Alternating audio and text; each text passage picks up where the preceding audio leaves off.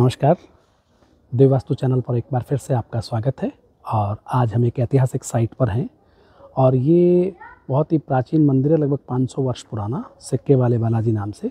यहाँ चांदी के सिक्के अभी भी यहाँ दीवारों पे आप यहाँ वहाँ फर्श में देखेंगे तो लगे हुए हैं। पुराने समय में तो कहते हैं बहुत ज़्यादा लगे हुए थे।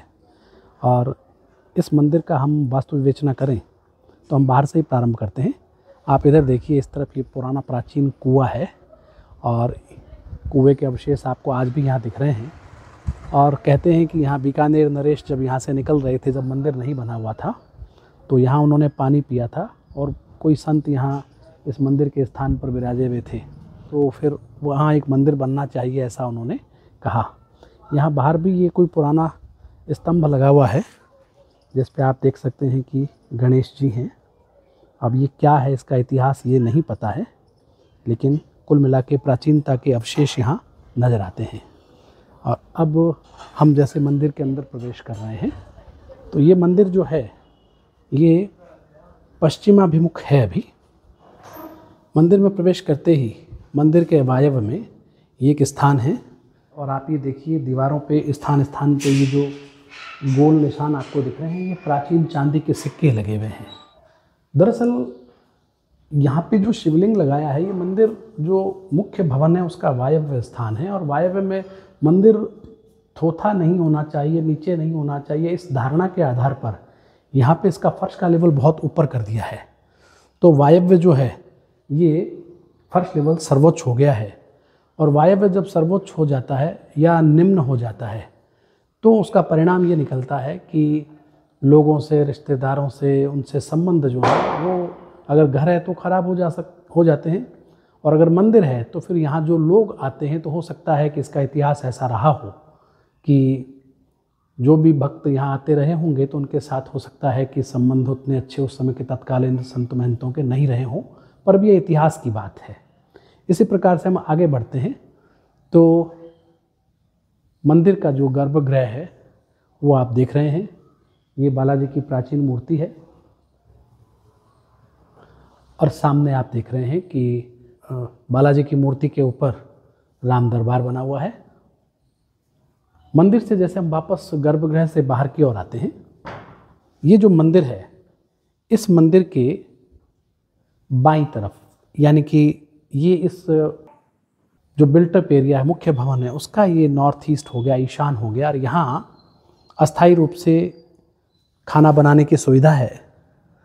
नहीं पता ये कितने वर्षों से है, लेकिन ये सुविधा यहाँ होना ये संकेत करता है कि कुल मिलाकर यहाँ जो भी लोग रहे होंगे प्राचीन काल में या जब से भी ये सुविधा है, तो उसने मानसिक रूप से कोई उनको विषाद दिया होगा, कष्ट दिया होगा, तनाव दिया होगा।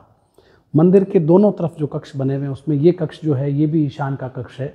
वर्तमान में ये स्टोर बना हुआ है और इसका जो फर्श लेवल है बाकी से ऊपर है। परिसर में ही ये एक बारादर या बरामदा जैसा है और एक बड़ा कक्ष इसके पास में बना हुआ है। ये कक्ष जो बना हुआ है ये वास्तव में पूरे भवन का नैऋत्य है और इस नैऋत्य वाले कक्ष में यहाँ महंत जी के ये रहने का स्थान है। और विशेष बात ये है कि इस पूरे कक्ष में नैऋत्य में भूमिगत जल स्रोत बना हुआ, जिसमें वर्षा का पानी, बारिश का पानी इकट्ठा होता है और अपने आप में ये अत्यधिक नुकसान करने वाला है। व्यक्ति के शारीरिक स्वास्थ्य के लिए ठीक नहीं है और किसी कारण से शारीरिक स्वास्थ्य ठीक रह ही जाए कुछ समय तक, तो फिर जो आय होती है वो कुल मिला के परोक्ष में निंदा का कारण बनती है और उसके जाने का कोई ना कोई अमर्यादित रास्ता निकल जाता है। इधर हम आ रहे हैं बाहर की तरफ। अभी हम इस मंदिर के दक्षिणी हिस्से में हैं और दक्षिणी हिस्से में ये पुराना निर्माण हुआ है। इसी में से ये गैलरी है जिसमें से फिर पीछे जाते हैं। कोई समय में कहते हैं यहाँ भी कोई मूर्ति थी, लेकिन बाद में वो अन्यत्र कहीं स्थापित कर दी गई। दक्षिण में अगर यहाँ कुछ बना हुआ था उसको अन्यत्र स्थापित किया गया, ये तथ्य अगर सही है तो इसका दूसरा मतलब ये है कि तत्कालीन समय में कोई ऐसी स्थिति रही होगी कि यहाँ जो भी लोग कार्यरत थे तो उनके गुप्त शत्रु कोई बन गए होंगे और अप्रतिष्ठा प्रारंभ हो गई होगी। ये स्थान अभी पूरा खुला पड़ा है। ये मुख्य भवन है मंदिर का वर्तमान का। और अभी हम जा रहे हैं पूर्व की दिशा की ओर। ये प्राचीन मंदिर है। पहले मंदिर इसमें हुआ करता था प्राचीन काल में। ये जो भी मंदिर पहले हमने देखा वो तो बाद में बना है। और ये जो प्राचीन काल का मंदिर है, तो ये मंदिर जो है पूरे परिसर के पूर्व में और अग्निकोण में बना हुआ है। एल शेप में बना हुआ है। यहाँ पानी का पुराना कोई कुंड बना हुआ है जो ऊपर से अभी ढका हुआ है। जिस प्रकार से ये बना है, जिस तरह से ये दिख रहा है कि पश्चिम में बहुत खुला स्थान था, उधर ढाल भी थी। और इतना ऐतिहासिक मंदिर होने पर भी इसकी प्रतिष्ठा को लेकर बार बार मन में प्रश्न खड़े होते हैं कि प्राचीन इतिहास की अगर कोई जानकारी की जाए तो शायद कुछ ऐसा रहा होगा कि जो संत महात्मा यहाँ रहे हैं या तो वो समाज के जो भी मापदंड हैं उन पर खरे नहीं उतरे होंगे, पर कोई ऐसा कारण रहा है जिससे यहाँ रहने वाले लोगों को ऐसा अनुभव हुआ कि भक्त ज़्यादा नहीं आते। कुछ ऐसे कारण रहे होंगे जिनके कारण से शायद दूरी बना ली होगी।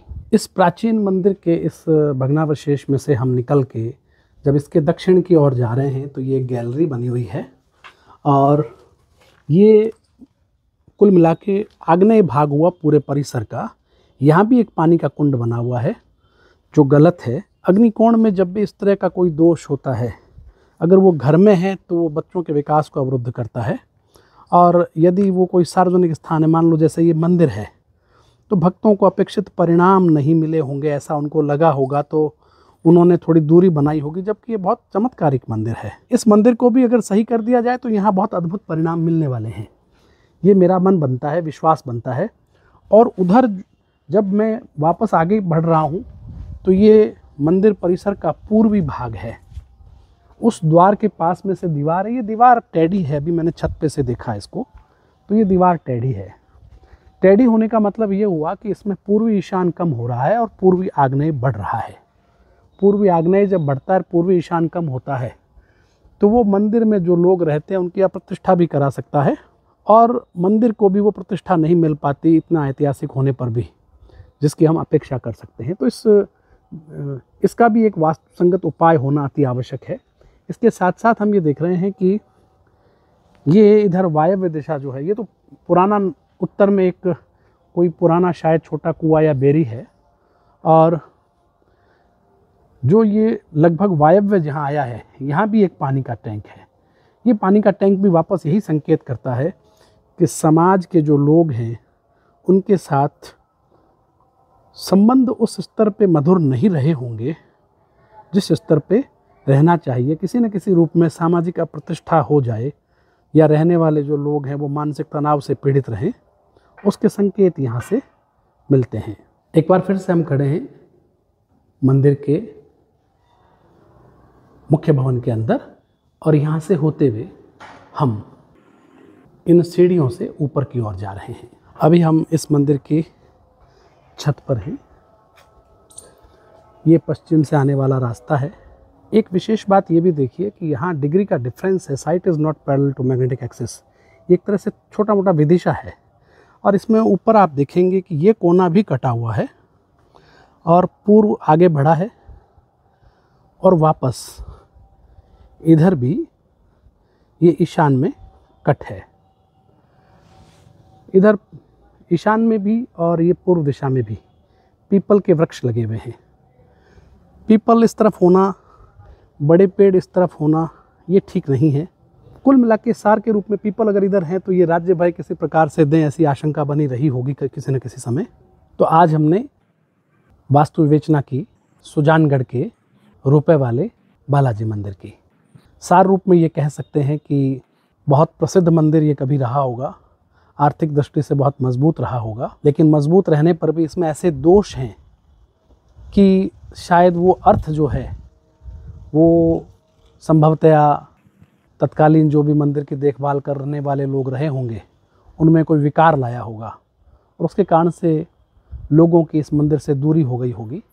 लेकिन इन दोषों को दूर कर दिया जाए, अनावश्यक 3-4 जो पानी के कुंड बने इनको बंद करके नया बना दिया जाए, पुराना खंडर हटा दिया जाए। वो द्वार जो है उधर से मैंने आपको दिखाया, दीवार जहाँ से टेढ़ी है वो ईशान का द्वार है, सामने गली है, वो बहुत उत्तम है। अगर उधर से उपयोग ज़्यादा किया जाए तो और अच्छे परिणाम आएंगे। और पीछे जो ईशान कम हो रहा है, पूर्वी ईशान और पूर्वी आग्नेय बढ़ रहा है, अगर उस दोष को दूर कर दिया जाए तो निकट भविष्य में ही चमत्कारिक रूप से एक बार फिर से इस मंदिर का अभ्युदय होगा। वास्तु के आधार पर यह कहा जा सकता है। मैं उम्मीद करता हूं कि आपको ये वीडियो अच्छा लगा होगा, तो आप ज़रूर लाइक करें, कमेंट करें, सब्सक्राइब करें। मिलते हैं अगली बार किसी और ऐतिहासिक स्थान की वास्तु विवेचना के साथ। नमस्कार।